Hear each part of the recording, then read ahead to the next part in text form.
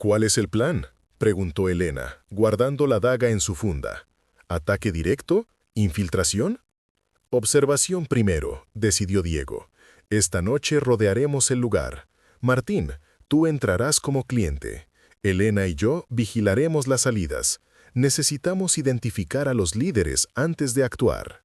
Lo que los cazadores no sabían era que su llegada no solo había sido prevista, sino esperada. En el Gallo Negro, Joaquín recibía la noticia con una sonrisa satisfecha. «Han enviado a los mejores», informó su espía. Un joven escuálido, con la capacidad de volverse casi invisible ante ojos desatentos. Diego Mendoza, Helena Vidal y Martín Aguirre, la élite de la hermandad. «Perfecto», respondió Joaquín. «Isabel, ¿está todo listo para nuestra audiencia real?» La mestiza asintió gravemente. «Los pasajes secretos han sido asegurados.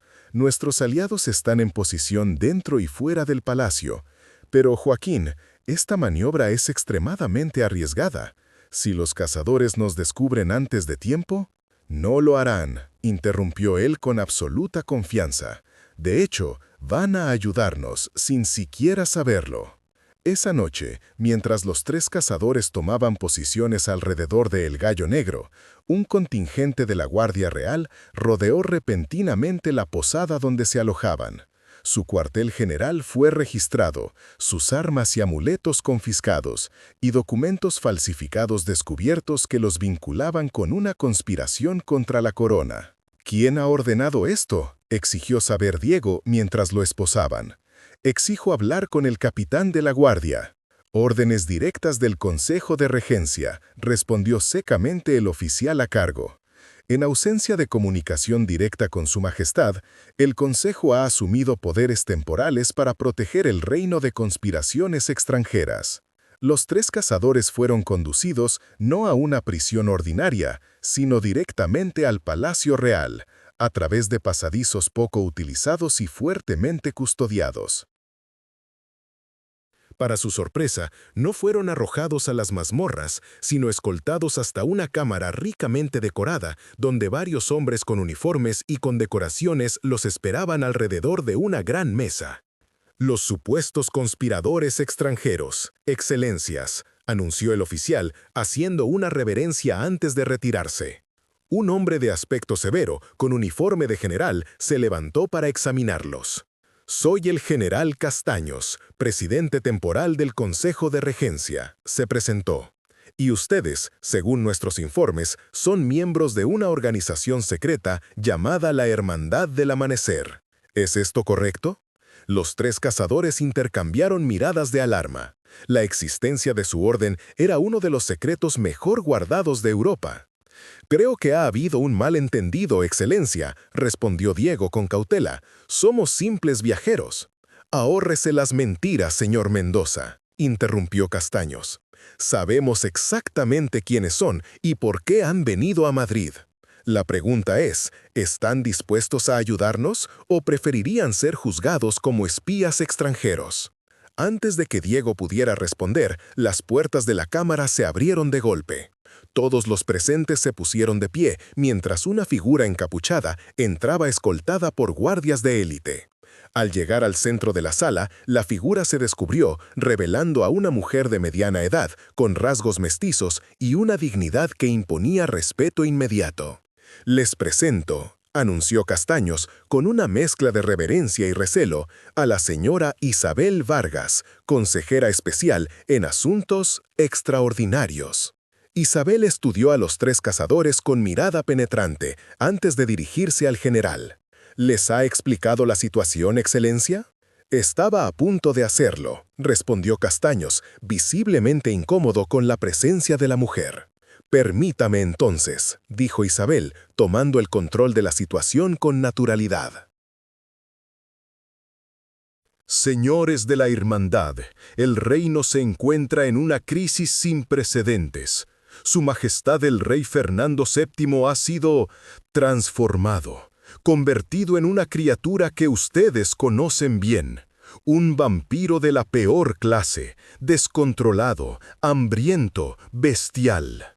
Los tres cazadores se tensaron visiblemente. Elena fue la primera en romper el silencio. Si eso es cierto, debemos destruirlo inmediatamente. Un vampiro descontrolado en el centro del poder político es una amenaza incalculable. En eso estamos de acuerdo, asintió Isabel. Sin embargo, la situación es más compleja. La transformación del rey no fue accidental. Fue parte de un plan elaborado por fuerzas que buscan desestabilizar no solo España, sino toda Europa. Fuerzas que combinan lo sobrenatural con ambiciones políticas de largo alcance. ¿Qué fuerzas?, preguntó Martín, el cazador más joven, con sospecha evidente.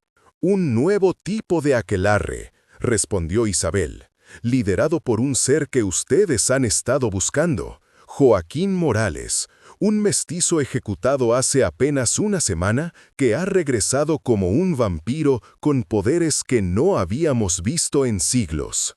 Diego Mendoza entrecerraba los ojos, su mente calculando rápidamente. ¿Y cómo es que usted sabe tanto sobre este asunto, señora Vargas? ¿Cuál es exactamente su papel aquí? Isabel sonrió enigmáticamente. Yo soy lo que podrían llamar una consultora independiente. Mi lealtad está con España y su pueblo, no con individuos o ideologías.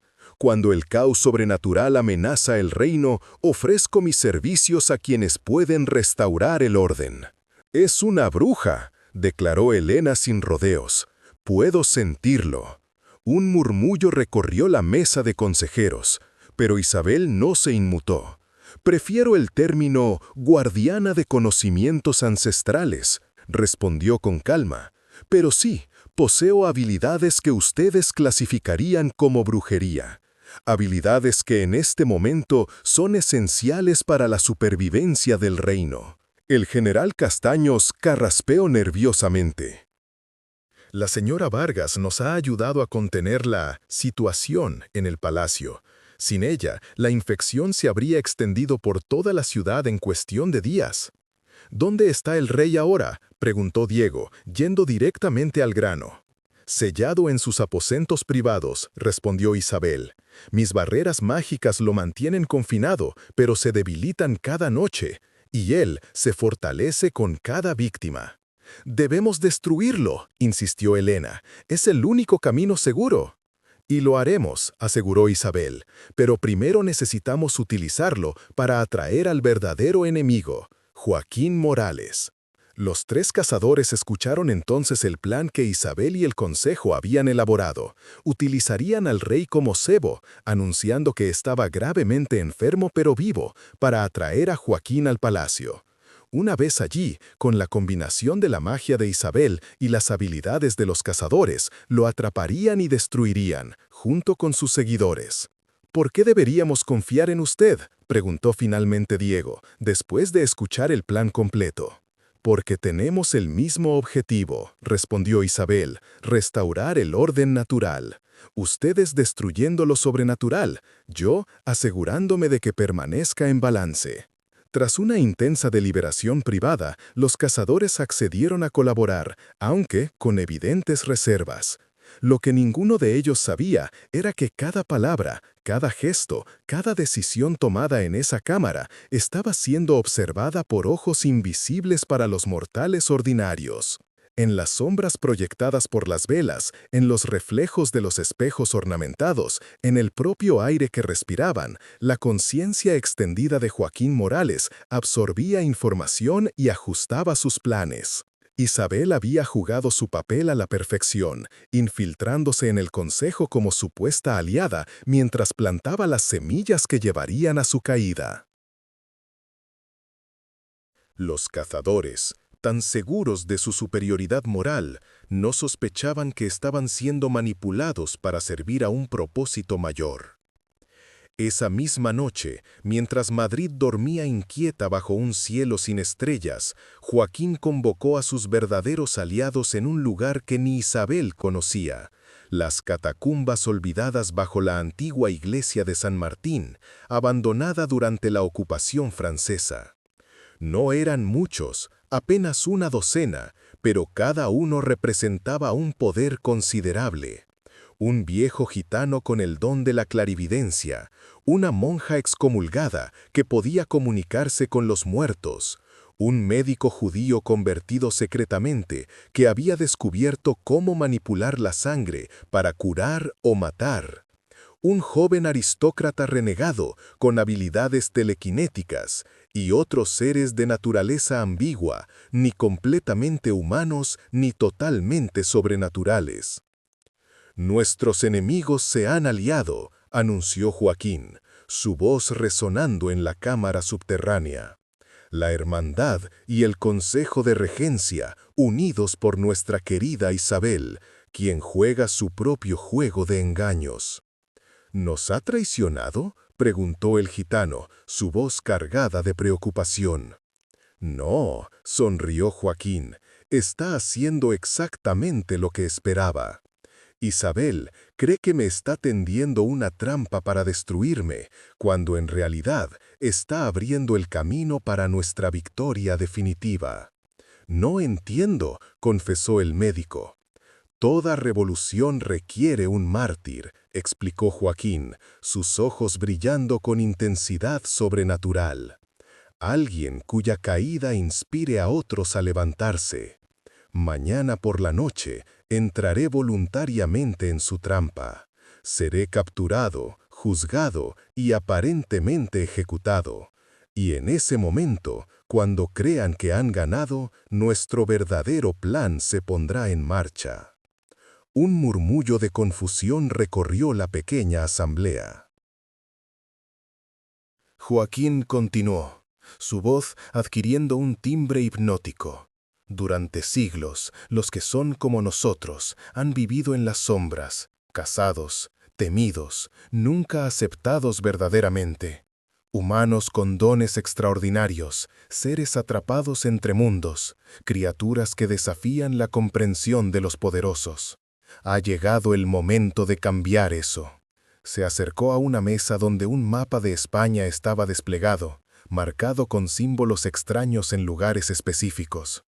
Cada uno de estos puntos representa un nodo de poder, un lugar donde las energías ancestrales de esta tierra se concentran, explicó. Durante siglos, la Iglesia construyó catedrales sobre ellos para controlarlos. La monarquía estableció palacios y fortalezas para aprovecharlos. Pero nosotros sabemos cómo despertarlos verdaderamente. Sus dedos recorrieron líneas invisibles que conectaban los puntos formando un patrón complejo. «Cuando sea ejecutado mañana, mi sangre no será destruida, sino recogida por nuestros aliados dentro del palacio. Esa sangre, mezclada con la del rey monstruo y distribuida a cada uno de estos puntos de poder, creará una resonancia que nunca antes se ha intentado. Una transformación no de individuos, sino de la tierra misma». «¿Qué tipo de transformación?», preguntó la monja excomulgada, sus ojos brillando de excitación. «Un despertar», respondió Joaquín. «Por una noche, las barreras entre mundos se adelgazarán. Todos aquellos con sangre antigua, con dones latentes, con poderes ocultos, despertarán simultáneamente. Millones en toda España sentirán el llamado de su verdadera naturaleza. Será el caos», advirtió el médico. «Será la libertad», corrigió Joaquín. «Y de ese caos nacerá un nuevo orden, uno donde no tengamos que escondernos, donde los dones no sean motivo de persecución, sino de celebración». «¿Y después?», preguntó el joven aristócrata. «Cuando la noche termine y el mundo vea lo que somos realmente, ¿qué sucederá?». La sonrisa de Joaquín se ensanchó, revelando brevemente colmillos afilados. «Entonces les ofreceremos lo único que realmente quieren: protección, contra los monstruos que hemos liberado, contra las fuerzas que hemos despertado. Nos convertiremos en sus guardianes, sus consejeros, sus líderes, por necesidad más que por conquista». «La corona empapada en sangre», murmuró el gitano, comprendiendo finalmente. «¿No hablabas literalmente de la corona de Fernando?». Hablaba del poder real, confirmó Joaquín, que pronto estará en nuestras manos, no por herencia o por fuerza, sino porque el mundo cambiará de tal manera que no tendrán más remedio que entregárnoslo. Mientras Joaquín revelaba los detalles de su plan, en el Palacio Real, Isabel sentía una inquietud creciente. Algo no encajaba. El plan para atrapar a Joaquín parecía haberse desarrollado con demasiada facilidad, las piezas encajando perfectamente, como si alguien las hubiera dispuesto de antemano. En sus aposentos privados preparaba los hechizos que utilizaría al día siguiente, cuando una presencia familiar la hizo volverse bruscamente. «Siempre fuiste la más astuta, madrina», dijo Joaquín, materializándose de las sombras como si hubiera sido parte de ellas. «Por eso te quiero tanto». Isabel no mostró sorpresa, solo resignación. «Lo sabes todo, ¿verdad? Mi acuerdo con el consejo, los cazadores». «Por supuesto», sonrió él. «De hecho, cuento con ello». «¿Qué estás planeando realmente, Joaquín?», preguntó Isabel, estudiando al joven vampiro con ojos que habían visto demasiado para ser engañados. «Esto va más allá de la venganza contra Fernando o la lucha por la libertad. Has cambiado desde tu transformación. Hay algo oscuro creciendo en ti». Joaquín se acercó a ella, tomando sus manos con afecto aparentemente genuino. «Veo más claramente ahora», confesó. «Veo un camino que antes estaba oculto». Nuestra gente, los mestizos, los dotados, los diferentes, merecemos más que escondernos en las sombras. Merecemos gobernar. «Gobernar es una carga, no un derecho», advirtió Isabel. «Y el poder corrompe, especialmente el poder sobrenatural». «No si se comparte adecuadamente», respondió él. «No vengo a detenerte, madrina. Vengo a ofrecerte un lugar a mi lado cuando todo esto termine». «¿Y si rechazo tu oferta?». La expresión de Joaquín se ensombreció ligeramente. «Entonces harás lo que creas correcto, como siempre has hecho, y yo haré lo mismo». Sin añadir más, se desvaneció en las sombras, dejando a Isabel con una decisión imposible entre las lealtades del pasado y las posibilidades del futuro. La mañana siguiente amaneció con nubes de tormenta sobre Madrid. Un rumor se extendía rápidamente por la ciudad. El rey Fernando, aunque gravemente enfermo, seguía vivo y recibiría a una delegación de notables para demostrar que aún podía gobernar. La noticia, cuidadosamente plantada por el Consejo de Regencia, era el cebo perfecto para atraer a Joaquín. En el Palacio Real, los preparativos para la trampa estaban casi completos. Los cazadores de la Hermandad habían dispuesto símbolos de protección en puntos estratégicos, armas bendecidas ocultas para el momento oportuno y planes de contingencia para cualquier eventualidad. Isabel, por su parte, había trazado un círculo de contención mágica en la sala del trono, invisible para ojos ordinarios, pero letal para cualquier ser sobrenatural que intentara cruzarlo sin su permiso. Al mediodía, los supuestos notables comenzaron a llegar. Aristócratas cuidadosamente seleccionados, clérigos de confianza, militares leales al régimen. Todos ellos informados de la verdadera naturaleza de la reunión, todos dispuestos a servir de testigos para la destrucción del monstruo que había osado atacar al rey. «¿Dónde está Morales?», preguntó Diego Mendoza a Isabel, mientras vigilaba la entrada principal del palacio. «Vendrá», aseguró ella. «No podrá resistir la tentación de completar su venganza». A medida que la hora señalada se acercaba, la tensión en el palacio era palpable. Guardias nerviosos vigilaban cada entrada, sacerdotes murmuraban oraciones, cazadores comprobaban sus armas una última vez. Y entonces, cuando el reloj de la torre marcó las 3 de la tarde, sucedió lo inesperado. No hubo infiltración sigilosa, ni ataque frontal. En su lugar, un carruaje negro se detuvo frente a la entrada principal del palacio. La puerta se abrió y Joaquín Morales descendió tranquilamente, vestido con elegancia, como si acudiera a una invitación formal. «Solicito audiencia con su majestad», anunció con voz clara a los guardias atónitos. La noticia de su llegada recorrió el palacio como un reguero de pólvora. Isabel y los cazadores se miraron con incredulidad. «Es una trampa», declaró Helena inmediatamente. «Nadie se entregaría tan fácilmente». «O quizás es exactamente lo que parece», respondió Isabel, una sombra de duda en su voz. «Quizás quiere que creamos que es una trampa para que dudemos de nuestro propio plan». «Solo hay una forma de averiguarlo», decidió Diego. «Hagámoslo pasar». Bajo escolta armada, Joaquín fue conducido a través de los pasillos del palacio hasta la sala del trono. Caminaba con la cabeza alta, observándolo todo con interés aparentemente genuino, sin mostrar signos de tensión o alerta. Al entrar en la gran sala, se encontró con una escena cuidadosamente orquestada. Los nobles y clérigos a ambos lados formando un pasillo, el general Castaños y otros miembros del Consejo de Regencia en el estrado y en el trono, una figura que apenas recordaba al rey Fernando, pálida y demacrada, mantenido bajo control mediante cadenas bendecidas y la magia de Isabel. Joaquín avanzó hasta el centro de la sala, deteniéndose exactamente en el punto donde Isabel había trazado su círculo de contención. Con una reverencia burlona hacia el rey encadenado, se dirigió a la asamblea. «Veo que han preparado una cálida bienvenida. Debo admitir que esperaba algo más sutil».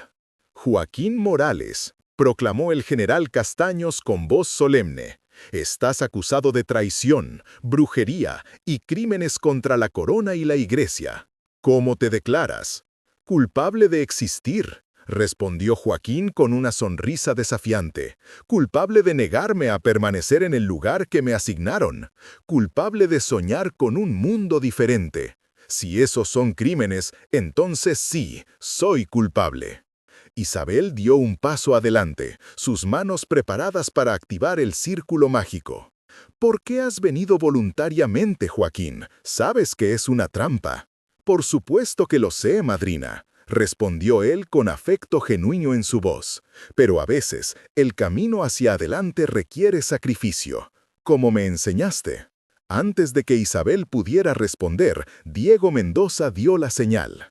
El círculo de contención se activó, emanando un resplandor azulado que envolvió a Joaquín, inmovilizándolo. Simultáneamente, los cazadores avanzaron con sus armas bendecidas.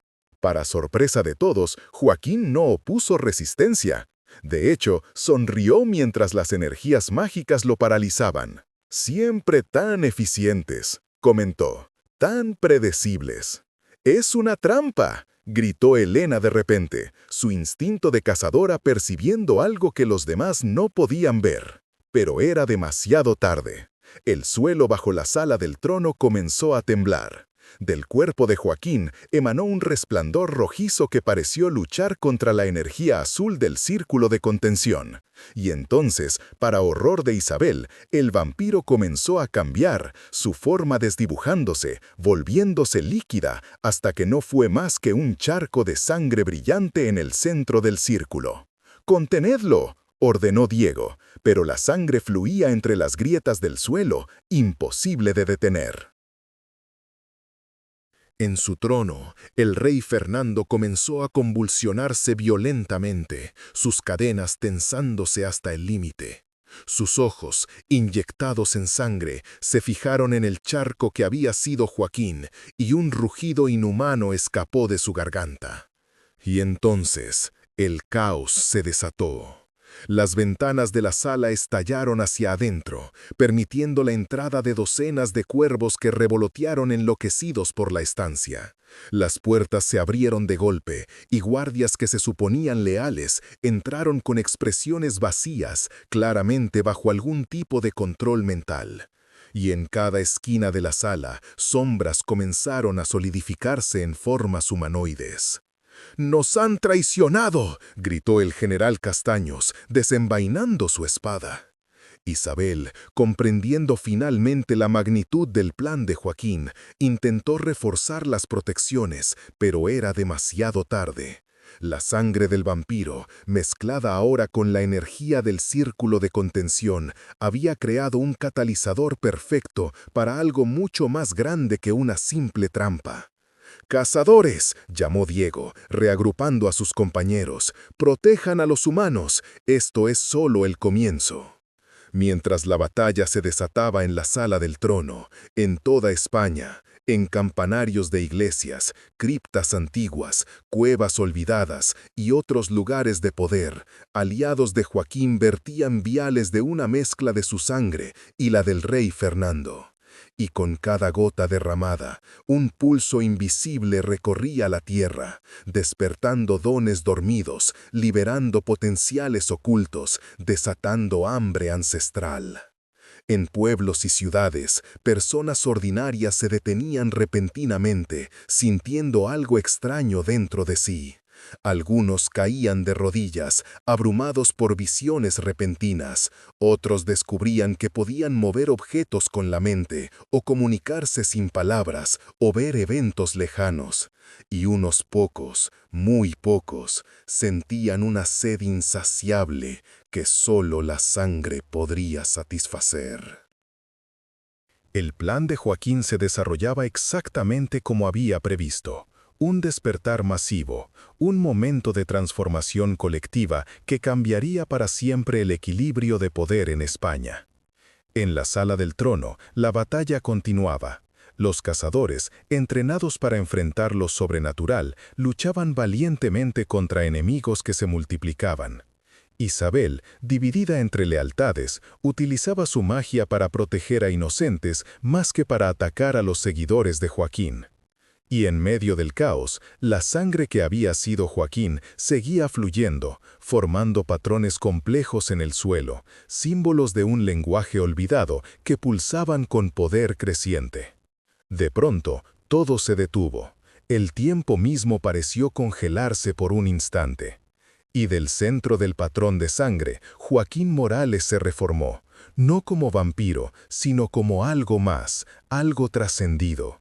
Su piel brillaba con una luz interior, sus ojos eran pozos de sabiduría antigua. Su presencia irradiaba un poder que hizo que todos en la sala, amigos y enemigos, se detuvieran y miraran. «¡Basta!», ordenó con una voz que parecía provenir de todas partes y de ninguna. «La violencia termina ahora». Para asombro de todos, sus palabras tuvieron un efecto físico, como una onda expansiva que recorrió la sala, desarmando a combatientes, calmando mentes, silenciando el caos. «Lo que hoy habéis presenciado», continuó Joaquín, «es solo el comienzo de un nuevo amanecer. Por toda España, en este mismo instante, miles despiertan a su verdadera naturaleza. El velo entre mundos se ha adelgazado, permitiendo que lo extraordinario fluya en lo ordinario». Se volvió hacia los cazadores, que lo miraban entre asombrados y horrorizados. «Hermandad del amanecer, durante milenios habéis luchado para mantener separados los mundos. Habéis llamado monstruos a los diferentes, habéis perseguido a los dotados, habéis ejecutado a los que no encajaban en vuestro orden rígido». Luego dirigió su mirada hacia el Consejo de Regencia y los nobles. «Y vosotros, que os llamáis líderes, habéis construido un sistema basado en la sangre y el nacimiento, negando dignidad a quienes consideráis inferiores por su origen o naturaleza». Finalmente sus ojos se posaron en el rey Fernando, aún encadenado al trono, ahora quieto, casi lúcido, como si las palabras de Joaquín hubieran penetrado incluso su mente bestializada.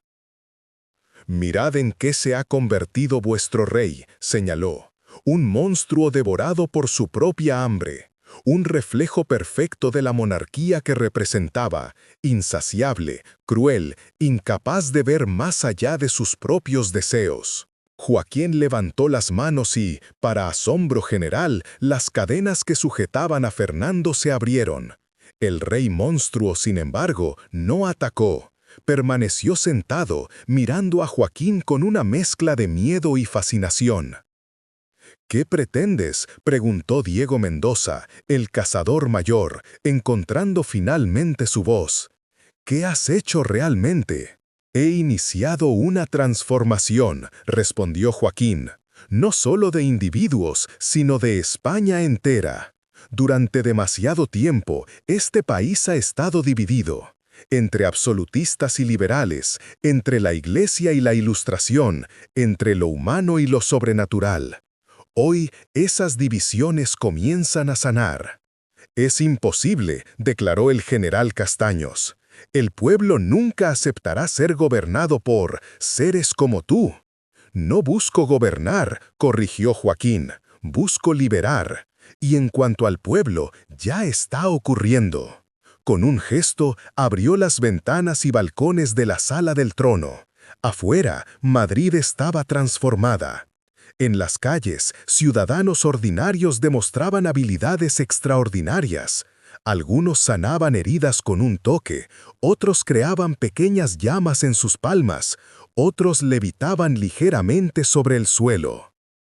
Y entre ellos, seres más antiguos y poderosos emergían de su largo ocultamiento, duendes y sílfides, cambiaformas y videntes, criaturas que España había relegado a la superstición y el folclore. Esto es solo el comienzo, explicó Joaquín. El despertar continuará, extendiéndose como ondas en un estanque. En una semana, España será irreconocible. En un mes, Europa comenzará a sentir los efectos. En un año, el mundo entero habrá cambiado. Isabel dio un paso adelante, sus ojos brillantes con comprensión recién adquirida. No es conquista, murmuró, es evolución. Exactamente, madrina, sonrió Joaquín. No vengo a coronar a mis enemigos con hierro y sangre. Vengo a coronarlos con un nuevo propósito, una nueva comprensión. Incluso Fernando tiene un papel que jugar en este nuevo mundo.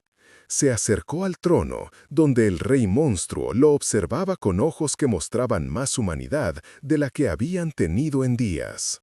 Tú, que me enviaste a la horca por soñar con libertad, serás ahora testigo de la libertad más profunda que España jamás haya conocido. No morirás hoy, vivirás, transformado pero consciente, como símbolo del viejo orden que se desmorona y del nuevo que nace. Con un gesto de su mano, Joaquín extrajo algo del pecho de Fernando, una esencia luminosa que formó una corona etérea sobre la cabeza del monarca caído. Te corono no como rey de España, declaró Joaquín, sino como primer ciudadano de un nuevo tipo de nación. Una donde el poder no se hereda ni se impone, sino que se gana y se comparte. La corona etérea se disolvió, fragmentándose en miles de motas de luz que volaron por las ventanas abiertas, esparciéndose sobre Madrid como una lluvia de estrellas diminutas. ¿Qué ocurrirá ahora?, preguntó Elena, la cazadora, bajando finalmente su arma ante la evidencia de que la batalla había terminado. Ahora comienza lo más difícil, respondió Joaquín, su voz perdiendo algo de su cualidad sobrenatural, volviéndose más humana. La transformación física es solo el primer paso. Lo que sigue es la transformación de corazones y mentes. Algunos abrazarán sus nuevos dones con alegría, otros con miedo. Algunos los usarán para ayudar, otros para dañar. Miró a los cazadores con una nueva propuesta en sus ojos. Por eso os necesitamos. La Hermandad del Amanecer ha sido durante milenios la guardiana de la línea entre mundos. Ahora esa línea se ha difuminado y se necesita un nuevo tipo de guardián. No para exterminar lo sobrenatural, sino para guiarlo, enseñarlo, moderarlo cuando sea necesario. Diego Mendoza, el cazador mayor, observaba a Joaquín con una mezcla de recelo y fascinación. ¿Nos pides que traicionemos nuestros juramentos? ¿Que nos aliemos con lo que hemos jurado destruir? Os pido que evolucionen, respondió Joaquín, como España está evolucionando en este momento, como el mundo entero deberá evolucionar eventualmente. Los antiguos juramentos fueron hechos en tiempos de ignorancia y miedo. Nuevos tiempos requieren nuevos juramentos. ¿Y si nos negamos?, preguntó Martín, el más joven, aunque su tono sugería más curiosidad que desafío. Entonces seguiréis vuestro camino, dijo simplemente Joaquín. Pero creo que pronto descubriréis que vuestros métodos antiguos ya no funcionan en este nuevo mundo, y que muchos de vuestros propios hermanos y hermanas están despertando a dones que nunca supieron que tenían. Como para subrayar sus palabras, Martín notó con sorpresa que pequeñas chispas de energía bailaban entre sus dedos, un fenómeno que nunca antes había experimentado. «Está sucediendo en todas partes», murmuró Isabel, acercándose al grupo. «El despertar no distingue entre cazador y presa, noble y plebeyo, puro e impuro. La antigua magia fluye por las venas de todos los que habitan esta tierra». El general Castaños, representando al orden establecido que se desmoronaba ante sus ojos, dio un paso adelante. «¿Y el gobierno?», exigió saber.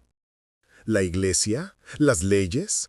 ¿Todo se desvanecerá en este caos mágico que has desatado?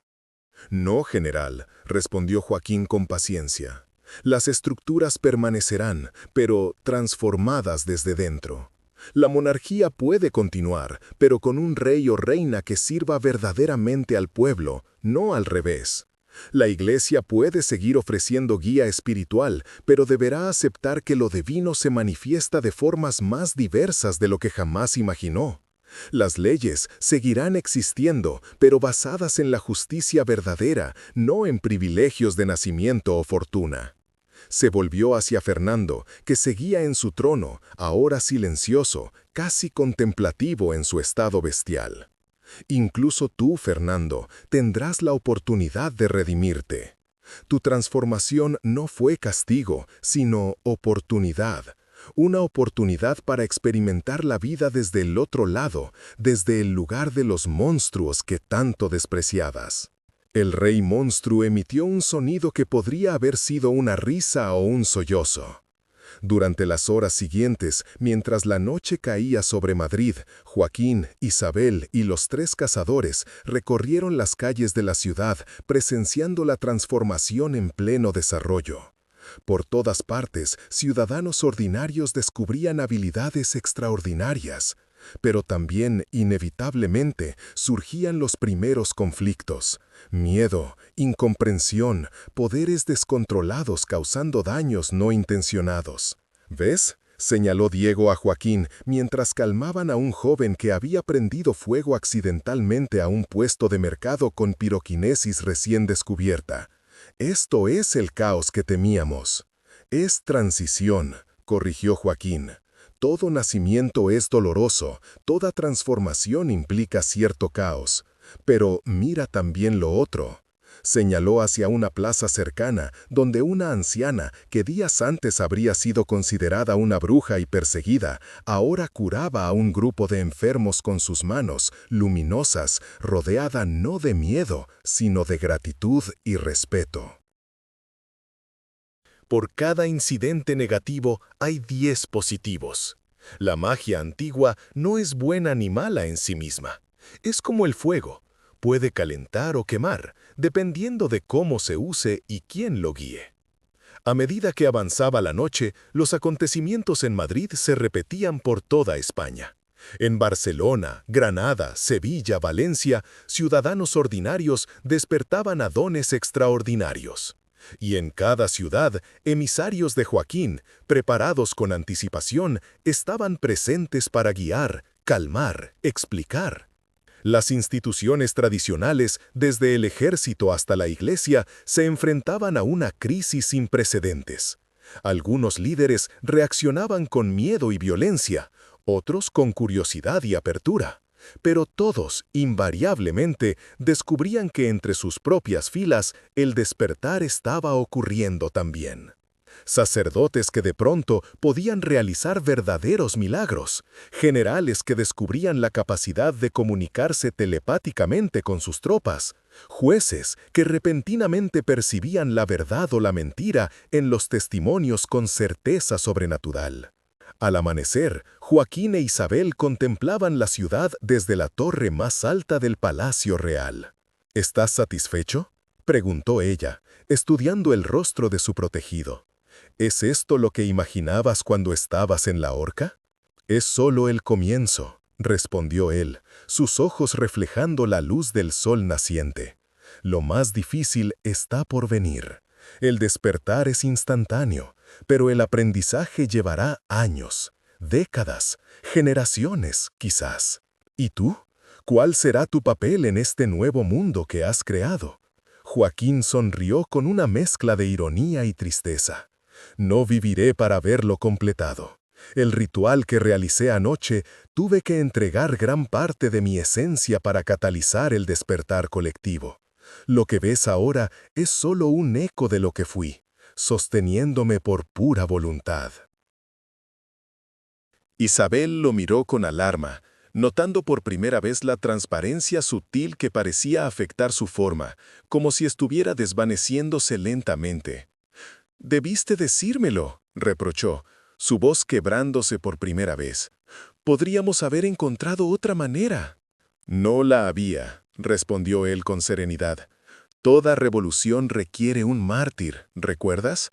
El precio era alto, pero el resultado lo justifica». Abajo, en las calles de Madrid, la vida continuaba transformándose. Ciudadanos descubrían nuevas habilidades, autoridades intentaban adaptarse. Emisarios de Joaquín trabajaban incansablemente para guiar el proceso. Y entre ellos, 3 cazadores que habían sido enemigos recorrían ahora la ciudad como aliados provisionales, todavía dudosos, pero cada vez más convencidos de que este cambio, por radical que fuera, era inevitable. En los días siguientes, la noticia del gran despertar de España se extendió por Europa como fuego en pólvora. Naciones vecinas cerraron sus fronteras, temerosas de que la infección sobrenatural se propagara. La Iglesia en Roma declaró el fenómeno como obra del diablo y llamó a una nueva cruzada. Monarcas de toda Europa temblaban ante la posibilidad de que sus propios súbditos despertaran de manera similar. Pero ya era demasiado tarde. Las semillas del cambio estaban plantadas y comenzaban a brotar más allá de las fronteras españolas. En Portugal, Francia, Italia, pequeños focos de despertar comenzaban a manifestarse, especialmente entre aquellos con ancestros españoles o conexiones a la tierra ibérica. Una semana después del evento inicial, Joaquín convocó una asamblea extraordinaria en la Plaza Mayor de Madrid. Miles de ciudadanos acudieron, tanto los que habían despertado a dones sobrenaturales como los que permanecían aparentemente ordinarios. A su lado estaban Isabel, los 3 cazadores de la hermandad, ahora abiertamente colaboradores, representantes del Consejo de Regencia, y hasta el mismo Fernando, aún en forma monstruosa, pero ahora sorprendentemente lúcido, como si la bestialidad inicial hubiera dado paso a una nueva forma de conciencia. «Pueblo de España», comenzó Joaquín, su voz amplificada por la magia para que todos pudieran oírlo. «Han pasado 7 días desde que nuestra nación despertó a una nueva realidad. 7 días de maravillas y terrores, de descubrimientos y confusiones. 7 días que han cambiado para siempre el curso de nuestra historia». La multitud escuchaba en silencio reverencial. Muchos habían venido buscando respuestas, otros buscando la esperanza de que este nuevo mundo tuviera sentido. «Lo que ha ocurrido no es un accidente ni una maldición», continuó. «Es el retorno de algo que siempre estuvo ahí, durmiente bajo la superficie de nuestra realidad. La magia antigua que fluye por las venas de esta tierra, por las venas de todos los que la habitan, sin importar su origen o posición». Señaló hacia Fernando, que permanecía encadenado pero digno en su monstruosidad. «Algunos dirán que esto es una revolución, un derrocamiento del orden establecido, pero yo os digo que es una revelación, un desvelamiento de verdades olvidadas. El rey Fernando, que me mandó a la horca por soñar con libertad, permanece como rey, pero ya no puede gobernar solo por derecho divino o herencia de sangre. Ahora debe ganar ese derecho a través de sabiduría y justicia». Luego indicó a los miembros del Consejo de Regencia: El gobierno continúa, pero transformado. De ahora en adelante, el Consejo incluirá no solo a nobles y militares, sino también a representantes de todos los tipos de españoles, los nacidos con dones, los que han despertado recientemente, los que siguen siendo ordinarios, pero extraordinarios en espíritu. Finalmente, se volvió hacia los cazadores de la hermandad. Y aquellos que una vez cazaron lo sobrenatural, ahora se convierten en sus guardianes y maestros. La Hermandad del Amanecer renace con un nuevo propósito: no exterminar lo diferente, sino guiarlo, protegerlo y, cuando sea necesario, proteger a otros de sus excesos. La multitud murmuró, asimilando estas palabras revolucionarias. Joaquín continuó, su forma cada vez más translúcida bajo la luz del sol. Hoy os hablo no como conquistador, sino como mensajero. Mi tiempo es breve. El poder que utilicé para catalizar el despertar ha consumido mi esencia. Pronto me desvaneceré, y lo que venga después dependerá únicamente de vosotros. Un murmullo de consternación recorrió la plaza. Incluso aquellos que habían sido sus enemigos miraban ahora a Joaquín con respeto y preocupación. «Pero antes de partir, os dejo con un último regalo», anunció. «No una corona de oro para un solo rey, sino una corona de conocimiento para todos». Extendió sus brazos y, para asombro general, su cuerpo comenzó a deshacerse en motas de luz. Cada partícula brillante contenía fragmentos de memoria, conocimiento antiguo sobre los dones recién despertados, instrucciones para su uso, advertencias sobre sus peligros. La lluvia de luz se dispersó sobre la multitud, cada persona recibiendo exactamente el conocimiento que necesitaba para su don particular o para comprender los dones de otros. Mientras su forma se desvanecía, Joaquín pronunció sus últimas palabras. «Una vez fui cazado por reyes, juzgado indigno por la sangre que corría por mis venas. Hoy, esa misma sangre impura se ha convertido en la semilla de un nuevo amanecer. No busqué venganza, sino justicia, no conquista, sino liberación. Y ahora os toca a vosotros decidir qué haréis con esta libertad recién descubierta».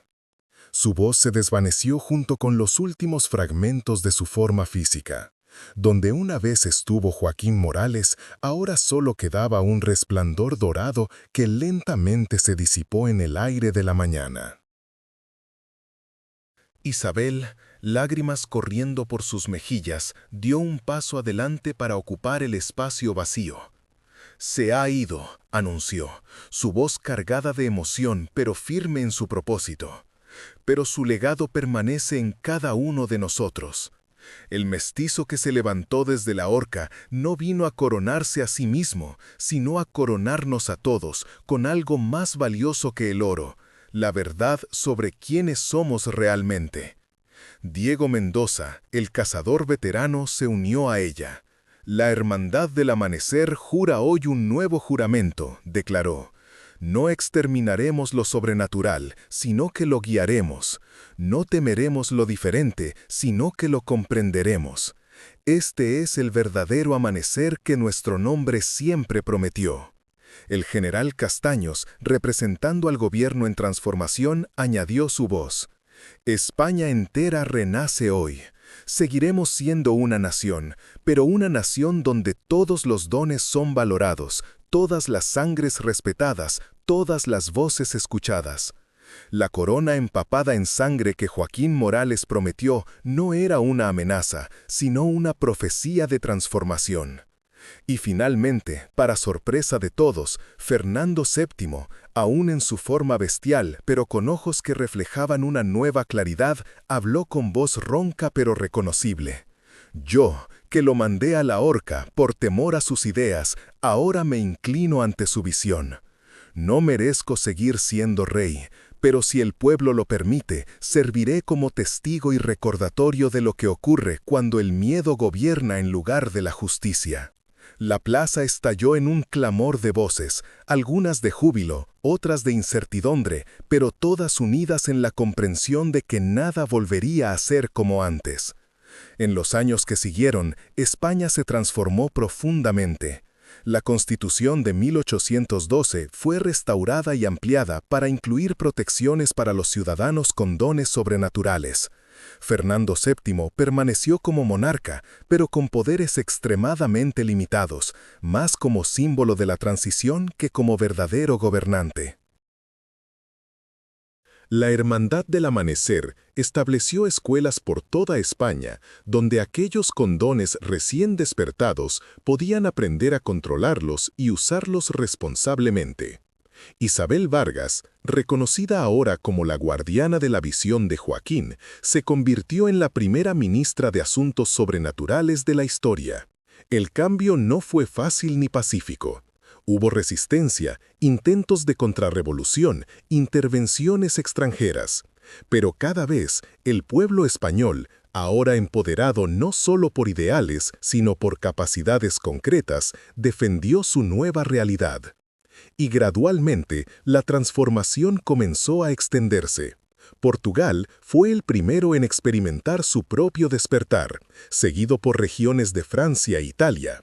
Las colonias españolas en América, donde las sangres mezcladas eran aún más comunes, vivieron despertares aún más intensos, acelerando sus movimientos independentistas, pero también transformándolos en algo más profundo que simples cambios políticos.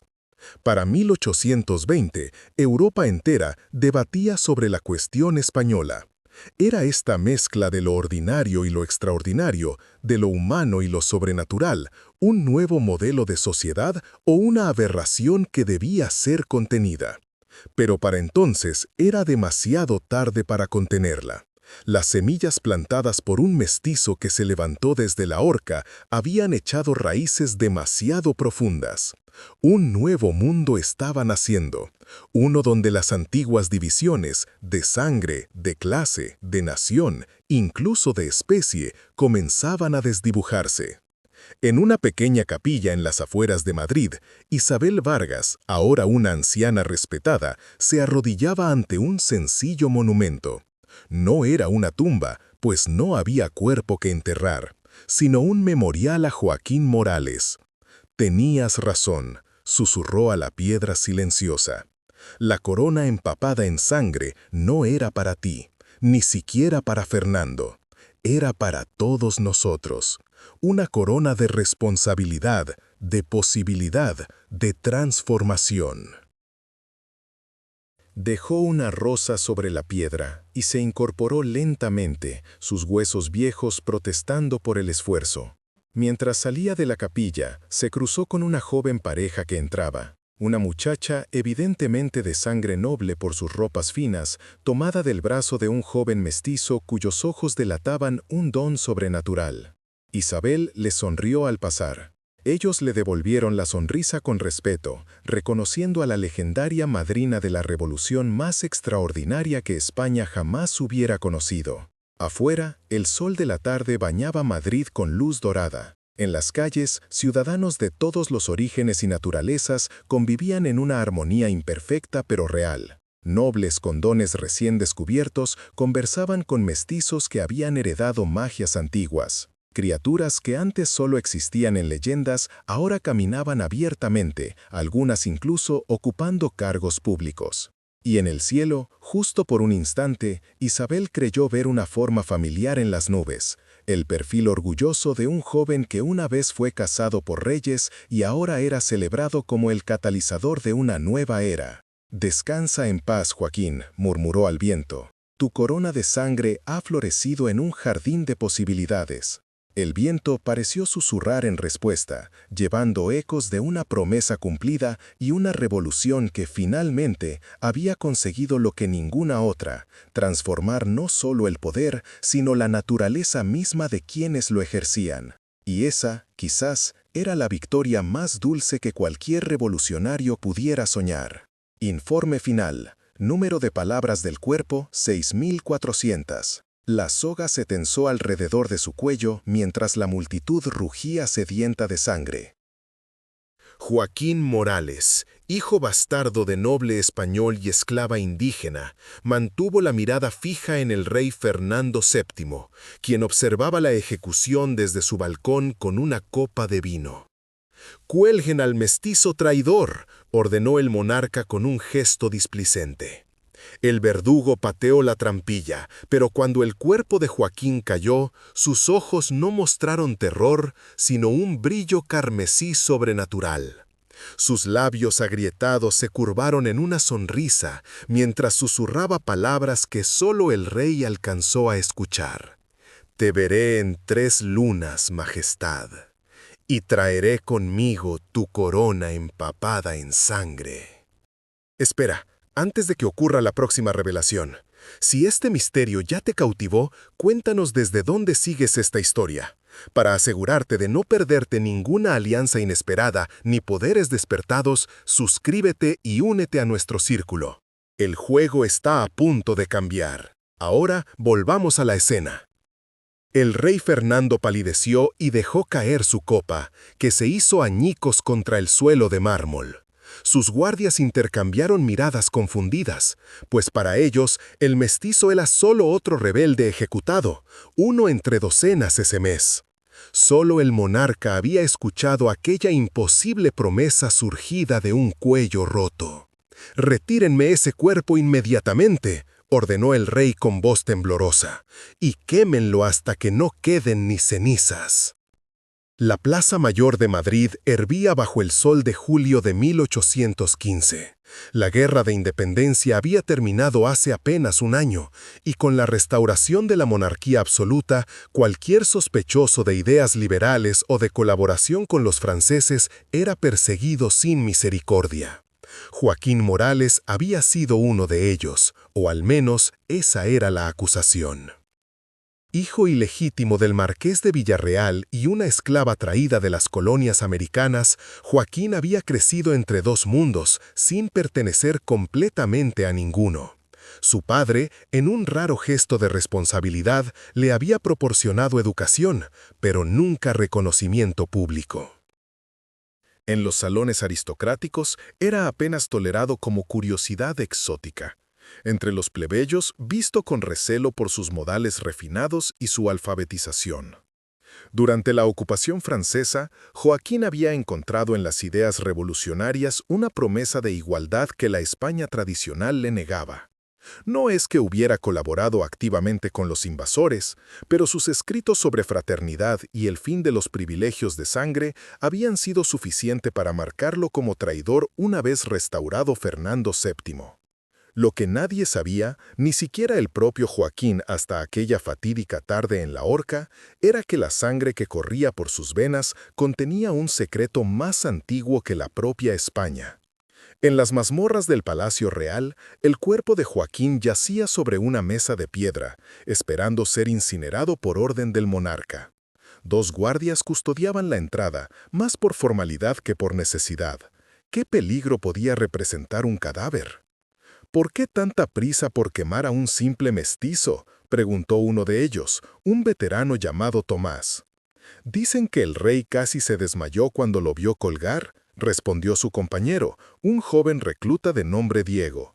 «Nunca había visto a su majestad tan alterado». «Los reyes tienen sus caprichos», filosofó Tomás, «mientras nos paguen por obedecerlos». Un sonido apenas perceptible interrumpió su conversación. Algo como el crujido de huesos reacomodándose. Ambos guardias intercambiaron miradas alarmadas. «¿Oíste eso?», susurró Diego. «Probablemente ratas», respondió Tomás, aunque su mano ya descansaba sobre la empuñadura de su espada. El silencio que siguió fue más inquietante que cualquier ruido. Finalmente, la curiosidad pudo más que la prudencia y Diego se asomó por la pequeña ventanilla de la puerta. Lo que vio lo dejó petrificado. La mesa de piedra estaba vacía. El cuerpo había desaparecido. «¡Imposible!», exclamó, abriendo la pesada puerta de golpe. La mazmorra estaba completamente vacía, sin ventanas ni otras salidas aparte de la puerta que ellos custodiaban. Las cadenas que deberían haber sujetado el cadáver colgaban intactas, como si el cuerpo se hubiera desvanecido en el aire. «Alguien va a pagar por esto con su cabeza», murmuró Tomás, pálido como un fantasma. «Y no seremos nosotros. Hay que dar la alarma». Mientras los guardias corrían escaleras arriba, no notaron la sombra que se deslizaba por el techo abovedado de la mazmorra, moviéndose contra toda ley natural. Una sombra con ojos que brillaban como brasas en la oscuridad. En su cámara privada, el rey Fernando no podía dormir. Había ordenado triplicar la guardia y colocar crucifijos en cada puerta y ventana del palacio. Los rumores sobre la desaparición del cuerpo se habían extendido como la pólvora entre la servidumbre, y ahora el monarca enfrentaba no solo el miedo a una amenaza sobrenatural, sino también el riesgo de parecer débil y supersticioso ante su corte. «¿Me ha mandado llamar su majestad?», preguntó el conde de Montijo, su consejero más cercano, inclinándose profundamente. «Montijo, necesito que me consigas información sobre Joaquín Morales», ordenó el rey, su voz traicionando su inquietud. «No la basura que inventaron para justificar su ejecución. Quiero saber quién era realmente, su madre, de dónde venía». «Señor, era solo un mestizo con ideas peligrosas», respondió el conde, sorprendido por la petición. «Hijo bastardo del viejo marqués de Villarreal y una de sus esclavas, nada más».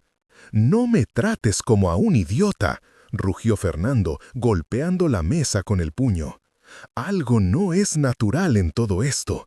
Sus ojos cambiaron en la horca. Y sus palabras, Montijo, te juro que me habló después de que su cuello se rompiera». El conde estudió el rostro desencajado de su rey, debatiéndose entre la lealtad y la preocupación por el estado mental del monarca. «Si me permite, majestad», dijo finalmente, escogiendo cuidadosamente sus palabras. «Conozco a alguien que podría ayudarnos, una mujer que conoce las ciencias ocultas. No es algo que normalmente recomendaría, pero dadas las circunstancias». «Tráela», ordenó Fernando sin vacilación, «esta misma noche». Mientras tanto, en los arrabales de Madrid, en una taberna de mala muerte conocida como El Gallo Negro, una mujer de mediana edad servía vino a los pocos clientes que desafiaban el toque de queda.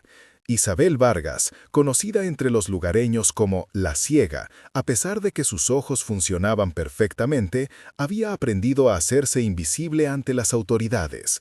Mestiza como Joaquín, pero con la ventaja de ser mujer y por tanto considerada inofensiva, Isabel ocultaba bajo su apariencia de simple tabernera un conocimiento que se remontaba a tradiciones olvidadas mucho antes de que los españoles pisaran el Nuevo Mundo. La puerta de la taberna se abrió, dejando entrar una ráfaga de aire nocturno. Isabel no necesitó levantar la vista para saber quién había entrado. «Te esperaba más temprano, Joaquín», dijo con naturalidad, como si hablar con un hombre recién ejecutado fuera lo más normal del mundo. La figura que se deslizó hasta la barra distaba mucho del prisionero desaliñado que había subido al cadalso esa mañana. Su piel, antes amarillenta por el encierro, ahora tenía un brillo alabastrino. Sus ojos, siempre inteligentes, resplandecían ahora con un fulgor que ningún ser humano podría poseer. «Tenías razón, madrina», respondió Joaquín, su voz más profunda y resonante que antes. «El despertar ocurrió exactamente como predijiste». Isabel sirvió una copa de un líquido escarlata, demasiado espeso para ser vino, y se la ofreció. «Bebe», ordenó. «Todavía estás en transición. Necesitarás toda tu fuerza para lo que viene». Joaquín tomó la copa y bebió ávidamente. El color regresó a sus mejillas, mientras la sangre animal mezclada con hierbas calmaba momentáneamente su sed. «¿Cuánto tiempo tenemos antes de que me busquen aquí?», preguntó, limpiándose los labios con el dorso de la mano. «No mucho», respondió Isabel. «El rey ya ha contactado con alguien que conoce nuestras artes. Vendrán esta noche». Perfecto, sonrió Joaquín, revelando brevemente colmillos afilados. Quiero que me encuentren. Quiero que el rey sepa que su pesadilla apenas comienza. Isabel lo miró con preocupación. El poder que has despertado es antiguo, Joaquín, más antiguo que los conquistadores, más antiguo incluso que los primeros imperios de nuestra tierra ancestral. No es un juguete para satisfacer venganzas personales. ¿Venganza personal?, replicó él, sus ojos destellando. ¿Crees que esto es por mí? No, madrina, esto es por todos los que son como nosotros, por los que han sido pisoteados, humillados y asesinados solo por nacer con la sangre equivocada. Fernando VII representa todo un sistema podrido y voy a arrancarle la corona con mis propias manos. Ten cuidado con convertirte en aquello que odias, advirtió Isabel. El poder corrompe y el poder sobrenatural corrompe sobrenaturalmente. Antes de que Joaquín pudiera responder, ambos se tensaron. Sus sentidos, mucho más agudos que los humanos, habían captado el sonido de caballos acercándose. «Parece que nuestros invitados se han adelantado», murmuró Joaquín. «¿Estás lista?» Isabel asintió gravemente. «Recuerda el plan. No dejes que la sed te controle». Minutos después, la puerta de la taberna se abrió de golpe.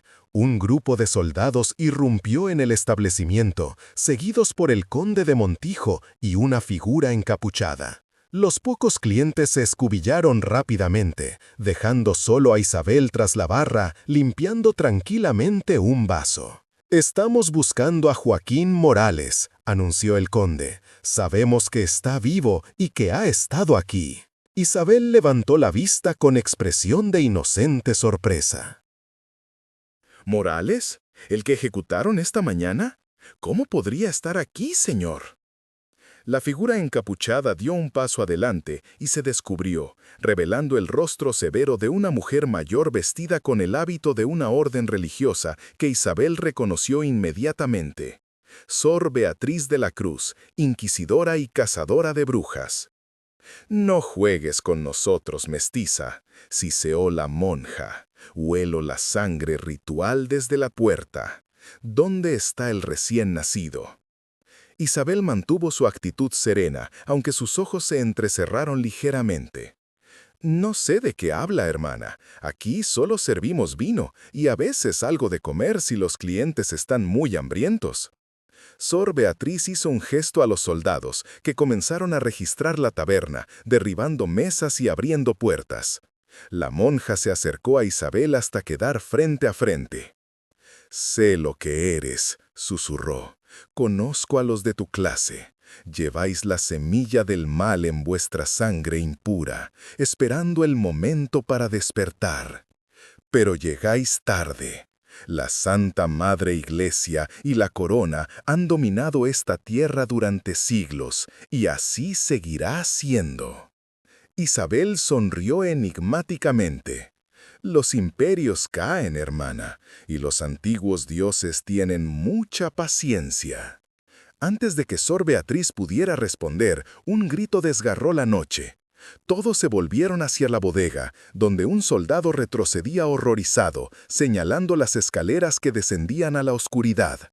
«Algo me ha atacado», exclamó. «Una sombra con ojos de fuego». «Formación de combate», ordenó el conde, desenvainando su espada. Sor Beatriz sacó un crucifijo y un frasco de agua bendita de entre sus ropajes. «Quédate aquí», ordenó a Isabel. «Si intentas escapar, te atravesarán con acero bendecido».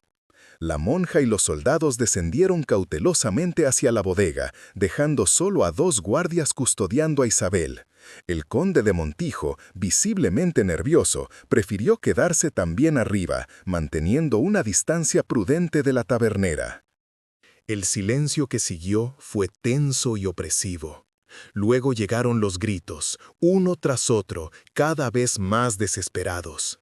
Sonidos de lucha, oraciones interrumpidas y finalmente un silencio aún más aterrador que los gritos. Pasos lentos y deliberados subieron la escalera. Joaquín emergió de la oscuridad con una sonrisa depredadora, sus ropas salpicadas de sangre fresca. Tras él, flotando como una marioneta macabra, venía Sor Beatriz, sus ojos vacíos y su expresión ausente. «La inquisidora ha tenido un cambio de corazón», anunció Joaquín. «O quizás debería decir, un cambio de sangre». Los guardias que custodiaban a Isabel intentaron atacar, pero con un simple gesto de Joaquín, Sor Beatriz se interpuso, usando su propio crucifijo para golpear salvajemente a uno de los soldados. El otro, paralizado de horror ante la visión de una monja atacando a su compañero, fue presa fácil para Joaquín, quien se movió con velocidad sobrehumana para neutralizarlo. El conde de Montijo, comprendiendo que estaba en grave peligro, intentó huir hacia la puerta, pero Isabel bloqueó su camino.